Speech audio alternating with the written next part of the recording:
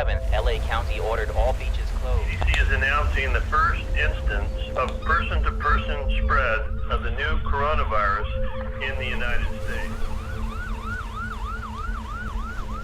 We all know why this beach is empty today. On the other side of the Pacific Ocean is China.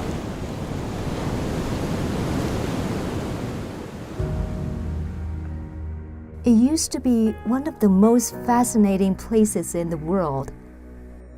In the past 40 years, America had a long dream about this faraway land. The United States will do everything possible to bring China into the World Trade Organization. That you will be a more open society and you'll be a more open economy. Now we are waking up from that dream. China doesn't want the real story to be told. And this will change how the world looks at China for years to come. And for sure, we have lessons to learn. Is it a natural disaster, or is someone responsible for it? When did the Chinese leadership know the virus could spread between people? Are they trying to hide anything? 希望大家帮帮我们。And what did the communist leadership do when the virus was spreading to the world? It impacts us all. How did they let that happen?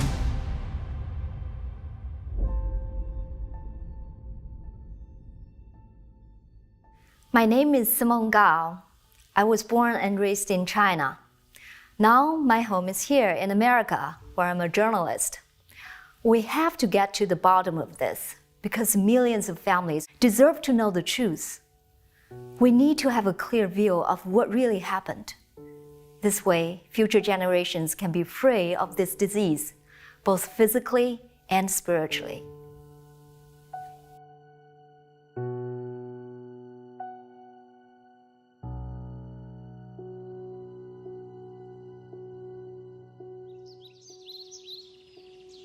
The virus started from this city, Wuhan.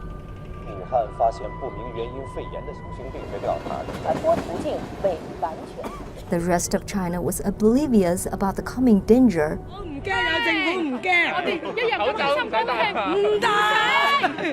Until this date.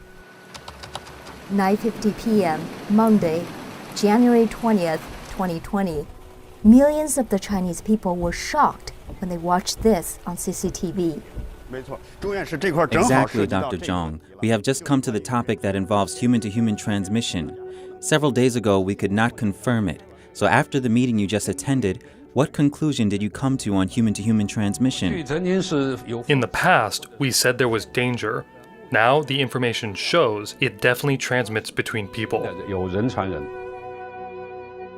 Dr. Zhong Nanshan is the head of the China Health Commission expert team investigating the outbreak, and CCTV is the largest state-owned TV station in China.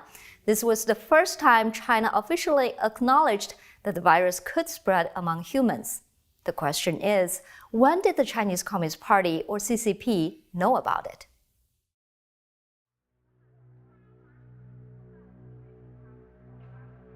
On April 20th, China's state news agency Xinhua published an interview with Dr. Zhang Jixian, a government-certified first responder.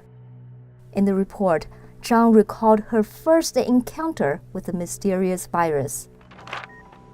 On December 26th, an elderly woman was admitted to the Hubei Hospital of Integrated Traditional Chinese and Western Medicine. Dr. Zhang, director of the hospital's respiratory department, recalled that the woman had severe symptoms: fever, coughing, and shortness of breath. It seemed she had caught the flu or common pneumonia, but the CT scans of her didn't support this diagnosis. The next day, the hospital received another patient, the woman's husband, who had developed similar symptoms. Alarms started going off for Dr. Zhang. Knowing that the couple's son took care of them when they got sick, she insisted that he get a checkup as well. His CT scan also showed similar results. That's when it occurred to her, it can't be coincidence that 3 people in the same family had the same disease. She knew that the virus must have spread between them. So, on December 27th, Dr. Zhang reported this to the local branch of the Chinese CDC instead of using an internet reporting system designed specifically for infectious diseases. China had spent $4.2 million on this system after the 2003 SARS outbreak. In theory, top medical authorities could know about new diseases anywhere in the country within 2 to 24 hours of discovery. Yet, as a loyal Communist Party member, Zhang only revealed this information to higher government bodies in an antiquated manner. She told the party line to hide information from the public. She only hinted that something was amiss when she demanded medical staff in the world beef up self-protection. In the next 2 days leading up to December 29th, the hospital received another 4 patients with similar lung infections. They all worked at the Huanan seafood market and all knew each other. Now that there were 7 similar patients, the hospital went on alert. At 2 o'clock that afternoon, a panel of experts at the hospital drew a preliminary conclusion. This virus could be transmitted among humans. Dr. Zhang told Xinhua that she repeatedly asked the family whether they had any contact with the seafood market. Not one of them had ever been to the market or had any relationship with it. After the panel, Zhang filed another report, this time directly to both the city level and provincial level CDC. Keeping in line with her party loyalty, Dr. Zhang instructed hospital staff to keep things quiet and to not reveal any of this information to the public. At about the same time, another group of doctors with very different views on public safety also came across the new infection. He is already well known as the martyr of the Wuhan outbreak. Dr. Li Wenliang was an eye doctor working at the Wuhan Central Hospital. At 5 p.m. on December 30th, he sent out a warning over a Chinese messaging app called WeChat. He warned some of his fellow workers that they should wear protective clothing. This was to avoid infection after 7 patients from a local seafood market exhibited SARS-like symptoms. His lack of political cunning was met with dire consequences. Late in the night, on December 31st, around 1:30 a.m., Dr. Li was called into the Wuhan Health Commission offices for questioning. After sunrise, his employer ordered him to write a letter publicly denouncing his own behavior. Starting from January 2nd, the party's mouthpiece, CCTV, continuously aired a series of programs condemning so-called rumor mongers. Anyone who had shared information about the virus fell into this category, including Dr. Li. The following day, on January 3rd, local police detained Dr. Li and forced him to sign a statement admitting he had broken the law and seriously disrupted social order. CCTV bashed Dr. Li before he was forced to sign that statement. Why did state media move so quickly and make such a big deal over a local doctor's short warning on WeChat? I spoke with Frank Chin, an expert on China and one of the most diligent observers of the pandemic. Li Wenliang only sent out a message to his colleagues on social media. Why did the CCTV have such a dramatic response so quickly? To have every major CCTV channel carry out that sort of unified deployment, unified action style of public condemnation, then it wasn't a low-level decision. It was something that the highest level of CCTV management decided, and CCTV is the top mouthpiece of the CCP. It's guided by political and legal divisions. So from this perspective, it shows that in this event, the CCP already knew what was happening, and they made this coordinated plan. Dr. Li's lack of political obedience resulted in punishment. Dr. Zhang, on the other hand, for her party loyalty, was honored by the CCP as the one who gave the first warning about the epidemic. Except her warnings were totally ignored and overridden. We'll look at the stance the regime took instead. On December 31st, the Wuhan Municipal Health Commission announced on its website that the Huanan seafood market was linked to several recent cases of pneumonia. They claimed that preliminary investigations showed no clear sign of human-to-human transmission. They further claimed that no health workers had been infected, and the disease could be kept under control. This stance persisted for 20 days, despite overwhelming evidence that suggested otherwise. More and more medical staff fell ill on almost a daily basis, as Chinese media outlet Caixin reported. January 5th, CT scans of Dr. Lu Jun from Tongji Hospital showed abnormalities.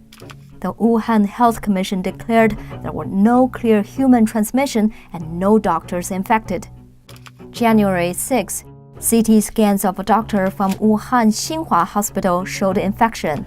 His hospital required staff not to spread rumors. January 7th, Dr. Lu Jun was confirmed with a COVID-19 infection. 3 days later, on January 10th, Dr. Wang Guangfa of the National Health Commission declared no infections among medical personnel. The Wuhan Health Commission repeated this on the following day. January 13th, 3 Wuhan nurses were confirmed with infections. The Chinese Health Commission told the magazine Science that there were no infections among the 760 medical staff in close contact with COVID-19 patients. On January 15th and 16th, 3 more doctors either showed abnormal CT scans or were confirmed infected. Yet the Wuhan Health Commission declared no new cases or medical staff infections.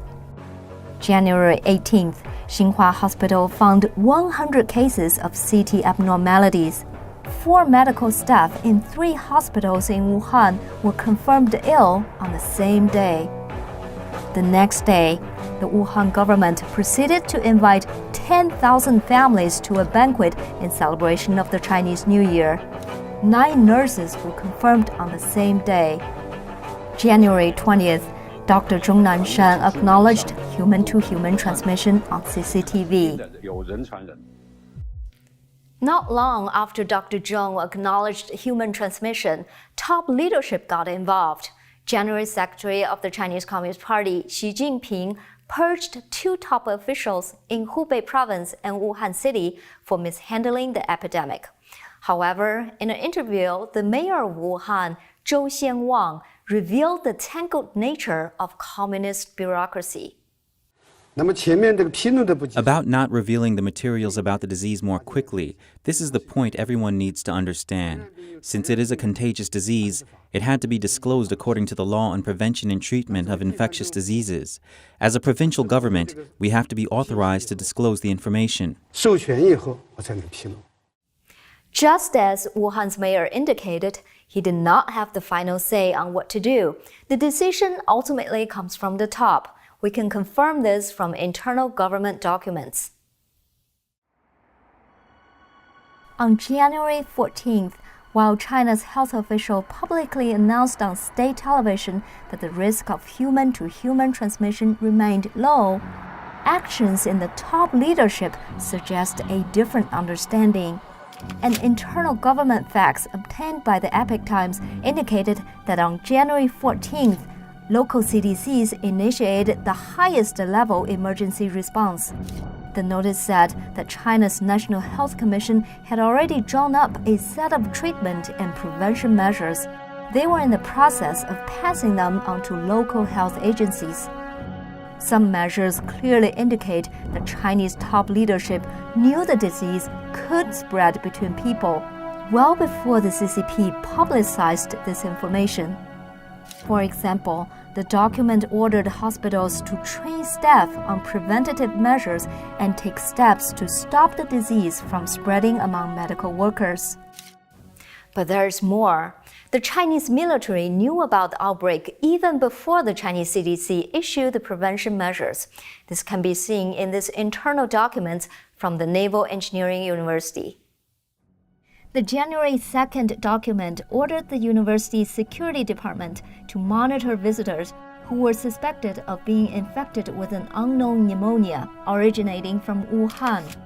It further states that this order is to follow a Naval Engineering Department instruction, Series number 298, issued in 2019.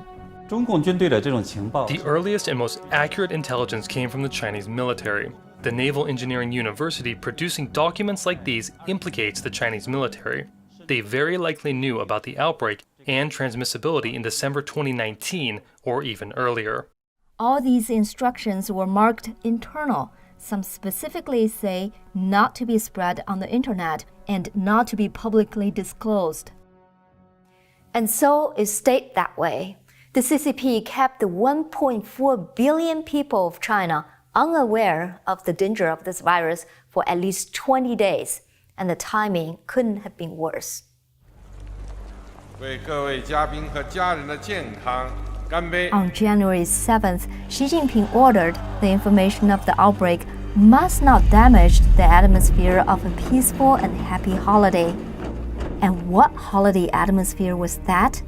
Right at that time, less than 2 weeks from the Chinese New Year, hundreds of millions of Chinese people had started heading home for the largest holiday in China. Trains, buses, and flights were packed. After all, it is the largest human migration on the planet. In Wuhan, the 10,000 people family banquet was still yet to happen, while 5 million people were leaving the city for destinations around the world.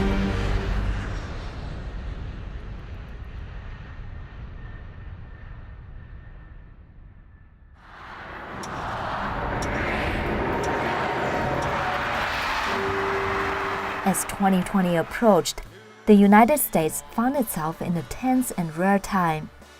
For just the third time in American history, a sitting president had been impeached. Article 1 is adopted. The media focus was entirely on the impending Senate decision and if Trump would be removed from office. Anything beyond the United States borders seemed trivial. And that's right when the news of an unknown virus spreading in a far-off land quietly arrived at the U.S. CDC headquarters in Atlanta. According to an April 4th Washington Post report, the CDC learned a cluster of cases in China on December 31st, but this information was not provided by the Chinese authorities. In fact, it wasn't until January 3rd when CDC Director Robert Redfield received a call from a counterpart in China. The Chinese CDC told Redfield that a mysterious illness had been spreading inside Wuhan. We inquired about the details of that phone call to the CDC, particularly when the Chinese CDC told the U.S. that the virus could spread between people. The CDC did not respond. The rest of the world began to know something was going on inside Wuhan by mid-January. But the world wasn't told the severity. On January 14th, the WHO began echoing the Chinese government's stance of no clear evidence of human-to-human transmission. It's very clear right now that we have no sustained human-to-human transmission. It also recommended no travel bans. The WHO maintained its position about the unverified or limited nature of human-to-human transmission until January 23rd, 3 days after China publicly confirmed such transmission. Meanwhile, in the United States, on January 18th, President Trump was finally substantially briefed by health officials about the coronavirus. He had been receiving intelligence briefings before that, tracking the spread of the virus in China and later in other countries. According to the Post, the briefings did not predict when the virus might land on U.S. shores. It also did not recommend particular steps that public health officials should take. It did, however, warn that Chinese officials appear to be minimizing the severity of the outbreak. 1 week after that briefing, President Trump placed a travel ban on China. His ban was one of the first in the Western Hemisphere. Lives are at stake.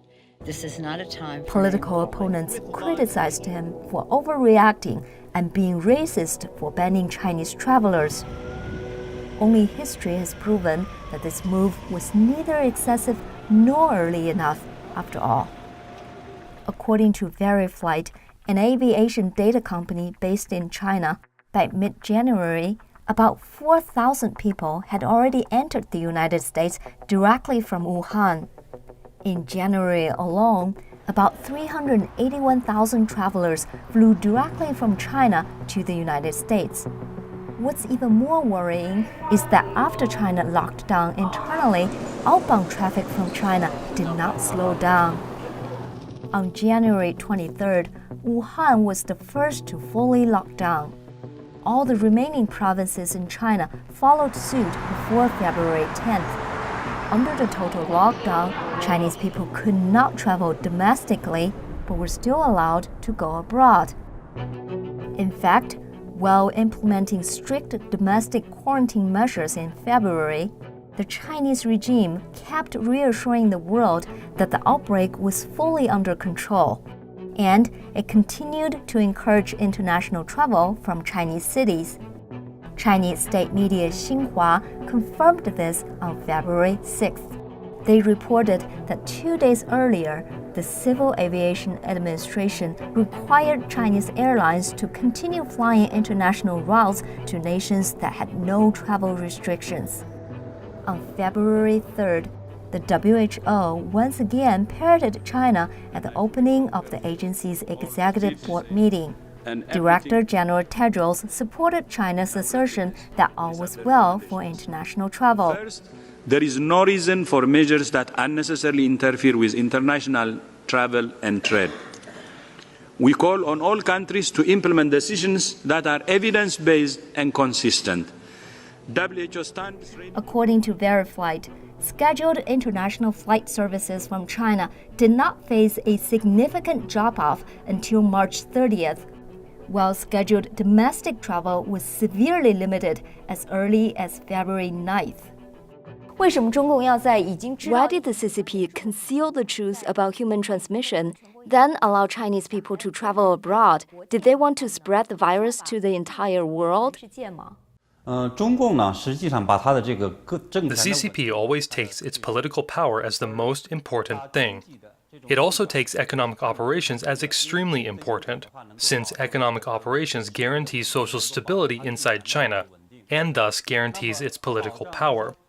So, in this process, the CCP let international flights continue their travel. That way, it could give the world a false appearance of stability, guaranteeing multinational companies would stay inside China. And to the whole world, the CCP gave people the false impression that it could control the epidemic and the situation. That was to avoid all of its foreign investment from vanishing, and all of its businesses going into upheaval. So, in this situation, the CCP did not order international flights to close down. On top of that, on January 31st, we saw that the CCP was aggravated after Trump ordered a temporary ban on Chinese air travel. The Foreign Ministry issued criticism, so that goes to show that the CCP takes economic profit as more important than human life. That's not just saying it doesn't regard Chinese people's lives, but the CCP doesn't care about any lives in any country of the world. Like what we have discussed, there are practical reasons for their silence, like keeping up appearances so foreign investors won't get scared off. As to whether they had other more sinister intentions, such as spreading the virus to the entire world, we don't really know for sure. But what we are sure about is that the CCP knew in early January that there would be worldwide competition on the horizon for one specific product. The Associated Press obtained a 4-page Department of Homeland Security intelligence report dated May 1st.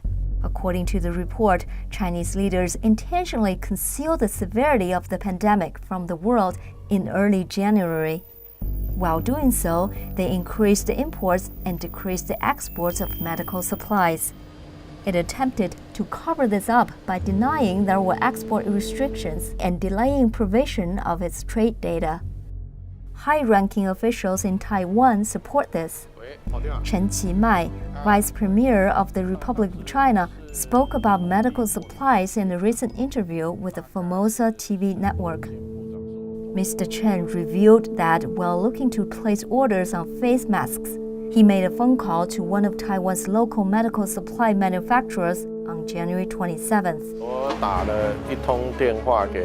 I made a phone call to Huang Qingshan, the CEO of Nanliu Enterprise, which is the manufacturer of non-woven cloth, and I was told that China had purchased a huge amount of non-woven cloth from India 1 month ago. So the masks are out of stock all around the world. On May 14, 2020, the FBI issued a statement on a new investigation. China-affiliated cyber actors have been both targeting and compromising U.S. organizations conducting COVID-19 related research. These attacks aim to steal research results related to vaccines, treatments, and testing. According to the Wall Street Journal, U.S. officials stated that China and Iran started such attacks as early as January 3rd. When I saw this news, what shocked me wasn't that they were stealing intellectual property, since the CCP is always doing that anyway. What got my attention was that they started stealing vaccinations on January 3rd. They gathered related research results. This confirms that the CCP knew at a very early time how dangerous this disease was. If the CCP was just trying to hide the identity of the virus and the scale of the outbreak, we'd expect them to relent on the cover-up after the rest of the world figured it out. However, the CCP continues to rigidly maintain the cover-up, just like in the earliest days. Why is that? What else could they be hiding?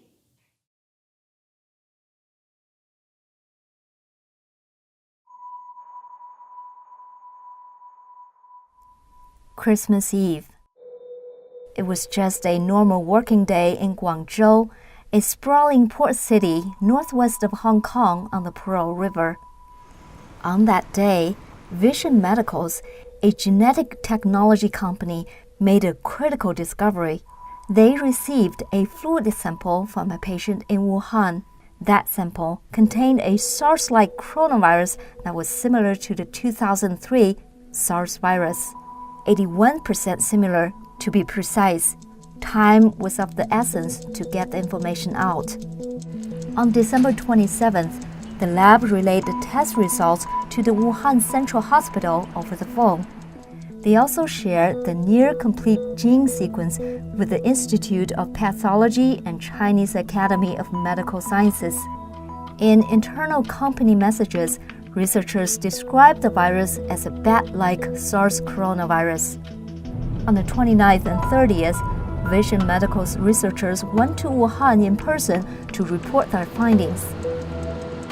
They exchanged all their analysis results with the leaders of the Wuhan Central Hospital and the Wuhan Disease Control Center.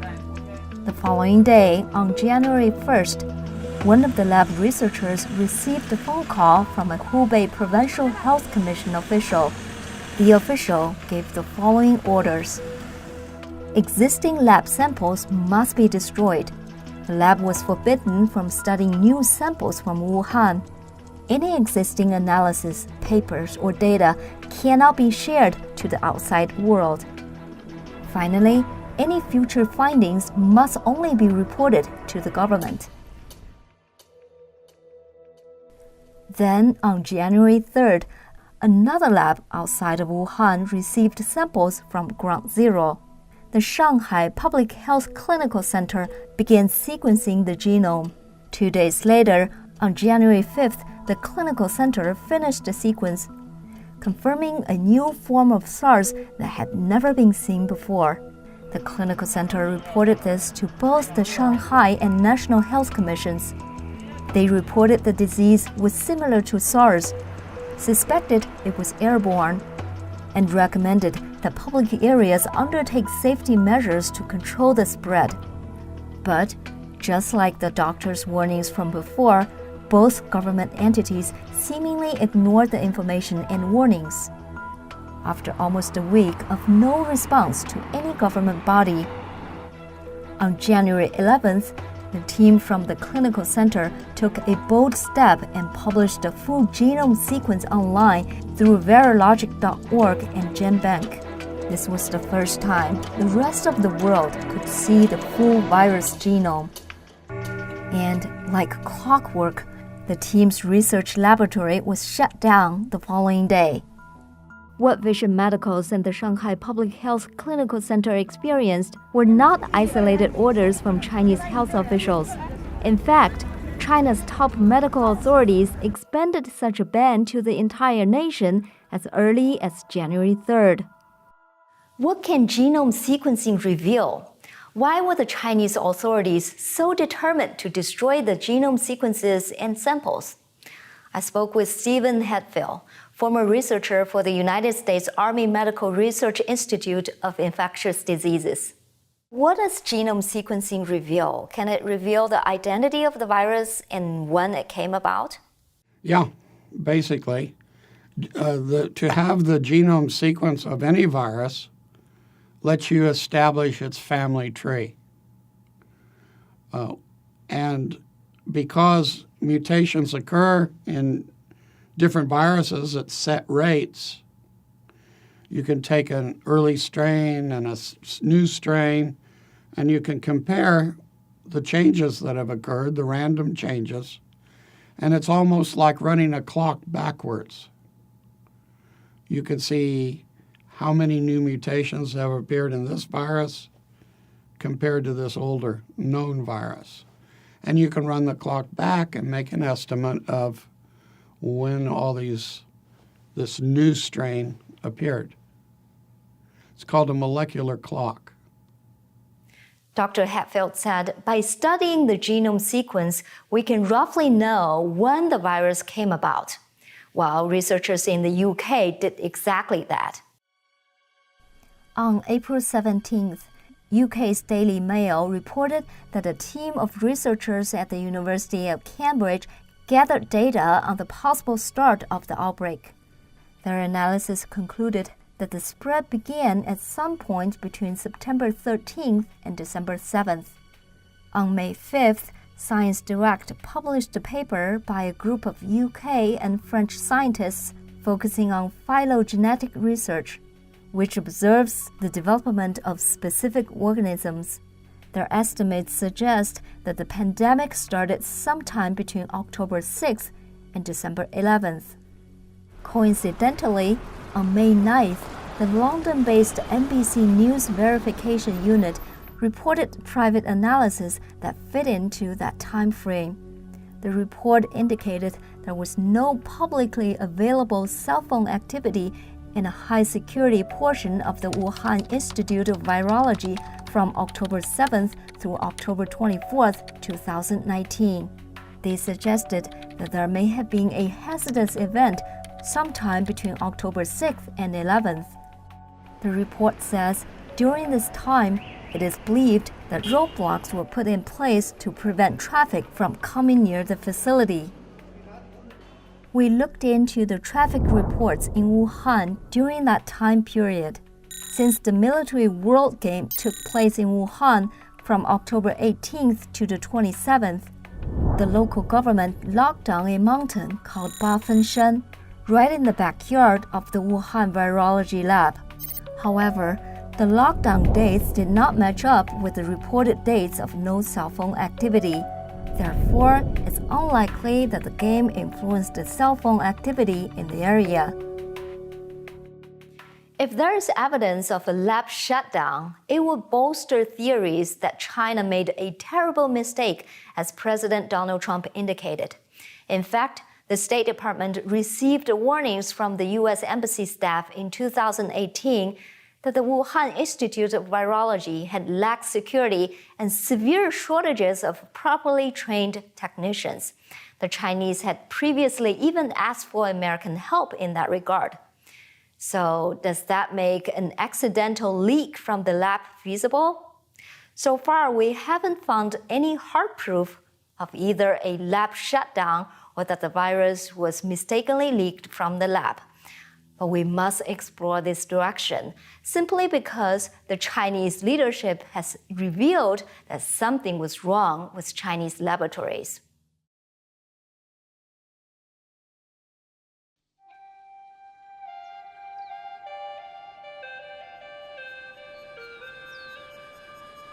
Deep in the mountains of southwest China, there are caves millions of years in the making. They're famous for two things: stalactites and bats. Bats were found to be the source of the 2003 SARS outbreak. Before this was well known, one woman leading a team of researchers was tasked with finding that source. CCTV reported that in November 2011, Dr. Shi Zhengli and her team stumbled upon a bat cave in these tropical mountains. The bats were hosts to 10 different families of the SARS coronavirus. As the director of the Center for Emerging Infectious Diseases at the Wuhan Institute of Virology, this finding eventually helped her discover the pathogen that caused the 2003 SARS outbreak. She brought thousands of the bat coronavirus samples back to her lab in Wuhan, 1,100 miles from the Yunnan bat caves. Then, when the 2019 outbreak started, Dr. Shi swore on her life that the virus did not come from the lab. Her argument was that none of the genome sequences of the bat coronaviruses in her lab matched that of the COVID-19. However, two things cast a doubt on Dr. Shi's pledge. First is what has been revealed about China's biolabs in general. And second is what happens at the Wuhan Institute of Virology specifically. What are Chinese biolabs really like? I asked Dr. Shang Lin, former lab director of the viral disease branch of the Walter Reed Army Institute of Research. He also used to work at virology labs in China. The key issues here is about lab safety and management practice for lab or animal facilities at the biosafety level 3 or 4. That's the P3 and P4 lab, especially in terms of the protection measures for lab technicians or the disposal procedures for animal corpse. And we know China has been very aggressive for the last 20 years to build up P3, P4 lab. And right now China has about 40 P3, P4 labs nationwide. And we even see new plans to build up more P3, P4 labs after the COVID-19 outbreak. So this is of a huge concern.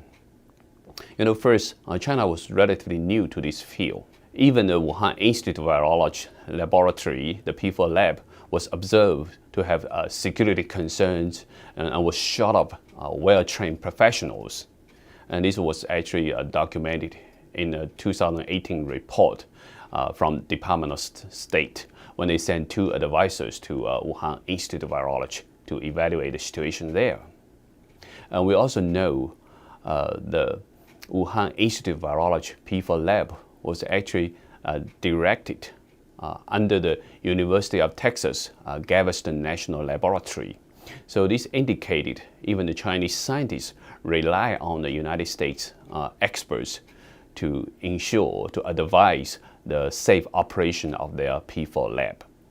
Does that mean the American lab is responsible for what happened at the Chinese lab? No, because the Galveston National Laboratory, they're only responsible for establishing the protocol for lab safety operations for biosecurity procedures. But the real operations is up to the local team in Wuhan. And what happened at the Wuhan Institute of Virology is particularly concerning. So it is a common practice to conduct mutagenicity studies on viral genomes in order to understand the functions of different viral genome components and viral proteins. But one set of experiments of particular concern is the gain-of-function studies. So in this kind of studies, you can conduct molecular level of genetic engineering, or you can infect cell lines, for example, with a bad coronavirus strain, with or without genetic manipulation. and you can conduct these experiments in parallel in multiple cell culture flask. So after a few days post-infection, you can collect supernatants from the flask with the most severe cell dying. And then you use this supernatant to do another round of infection. So you basically select viral mutants with higher infectivities in each round.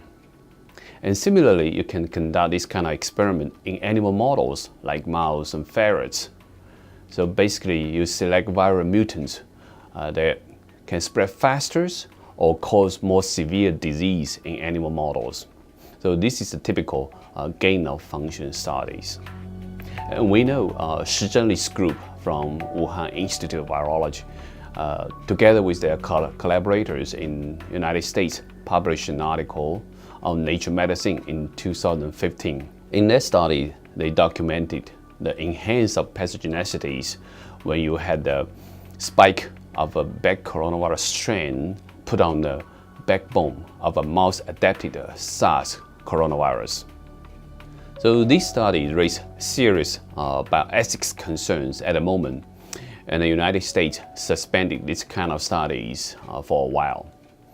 However, it's not known whether this kind of study was further pursued in China, especially whether it was pursued under some joint project with Chinese military medicine unit, like the ones in Wuhan or Nanjing. This is not saying that the Chinese scientists have the intelligence to design a virus like SARS coronavirus 2, but this kind of gain-of-function study is so dangerous and with unpredictable outcome. That's why it's very vital for the whole world to know whether China is still continuing these kind of experiments. China's lax lab standards are well known to insiders, and these widespread practices in Chinese labs have gone on for years. Then suddenly, on January 16, 2020, 4 days before publicly acknowledging human transmission, the China Science and Technology Department released guidelines on safety and management of viral laboratories. A month later, on February 14th, Xi Jinping made comments about accelerating biosafety legislation at the Committee for National Reform. It's very possible that Xi already knew about a lab leak. So he wanted to publish this law to make it look like he takes biosafety seriously. It was to be a preventative measure. So if in the future the rest of the world looks to find who is responsible, then they have a scapegoat ready. They will say that it was some person who did it, who broke these rules, and it is not a problem with the CCP.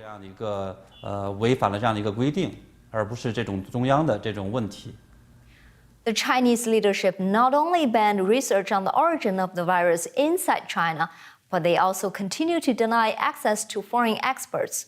This has gone on for months. All the important evidence may now be gone or destroyed. Are there simply too many tracks to cover? Can we believe anything they've told us?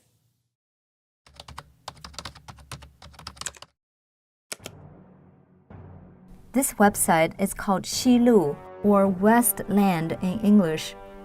It is one of the most influential websites about the Chinese military.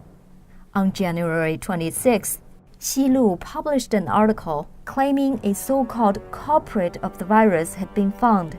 Citing research from the Chinese Academy of Sciences, the article purports that the coronavirus is not a product of nature. Instead, the article wrote 4 key proteins in the virus had been replaced so that it can target Chinese people.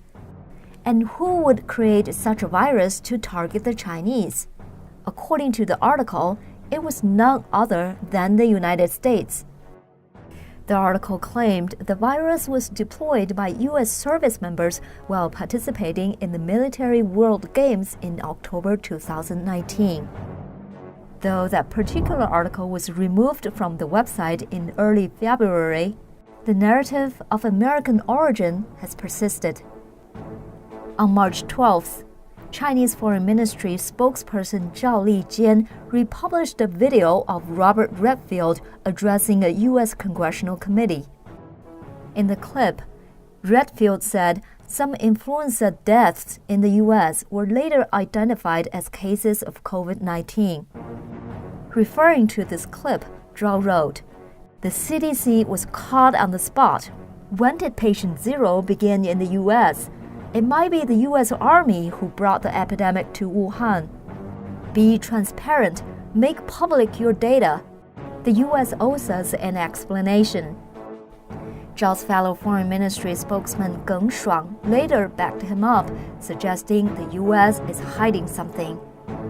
5 months into the pandemic, the theory that the virus originated in America is still very much alive in China. In fact, if you search on China's equivalent of Google called Baidu, using the keywords "virus came from America," 66 million results come up.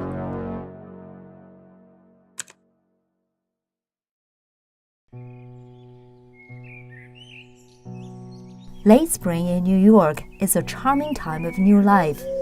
Blue skies, chirping birds, and spectacular bloomings. But inside the buildings, people are dying. In April 2020, as New York State became the national epicenter, the daily death toll from COVID-19 peaked at 805 in a single day. As of June 26, over 124,000 people have died in the whole country, a toll that has surpassed 47,000 American deaths in the Vietnam War. The global economy slipped into a recession on a scale not seen since World War II. All right, so remind me, what type of work are you gearing towards? 33 million people have sought U.S. unemployment aid since the virus hit. The numbers are heart-wrenching. What makes it worse is that we know this could have been prevented. A study by the University of Southampton indicated that if China had taken measures to address the virus earlier, they could have prevented about 95% of the infections throughout the world. Some people say the American government, the Trump administration, is also at fault. They could have done better and acted earlier with the knowledge they had. After all, the whole world was at the same starting point. Why did Taiwan and South Korea end up in a much better place? That may be true to some extent, but this argument is diverting attention from the elephant in the room. That is, who let this happen to the world in the first place? To people in China, and the answer to that, and what they are seeing today, is not an unprecedented catastrophe, but rather it is history repeating itself. For the past 70 years, China has been plagued with an ominous curse, causing either man-made disasters or natural disasters turned man-made. The largest famine in human history, ending 45 million lives, was known as the Great Leap Forward. What caused it? They said it was drought. But it was really Chairman Mao trying to accelerate agrarian China towards communist utopia. Systematic lying created imaginary surpluses of crops. Government officials gathered crops that did exist and left the peasant population to die without the food they themselves grew. The CCP has long since covered up this disaster, as Chinese citizens know nothing of the true scale of this famine. In 1989, as blood-soaked college students were carried away on makeshift gurneys, the CCP claimed they did not fire a single shot during the Tiananmen Square massacre. They maintained that only about 200 civilians died in the turmoil. A recent declassified UK document indicates the PLA killed at least 10,000 people. Chinese students today don't even know there was ever a protest in Tiananmen. In 2003, as SARS swept through China, the CCP concealed how many people were infected. Only China's neighbors, like Taiwan and South Korea, had experience with handling such respiratory infections. Much of the world was left unprepared for the danger of a similar virus. In 2008, over 87,000 people lost their lives in a magnitude 7.9 earthquake in Sichuan province. Independent investigations showed shoddy construction had caused the deaths of thousands of children. However, the CCP jailed these investigators. From July 1999, a traditional Chinese mind and body exercise called Falun Dafa has been persecuted in China. The CCP has used the Falun Gong practitioners as well as other political prisoners as forced organ donors, harvesting and selling vital organs on a national scale. Independent investigators have concluded that this claim is true. The CCP still denies it to this day. And yes, the CCP once again covered up another disaster. This is what it has always done and will always do. Why has this persisted for so long? Maybe we should ask, what criminal would ever stop their crimes if they weren't held accountable?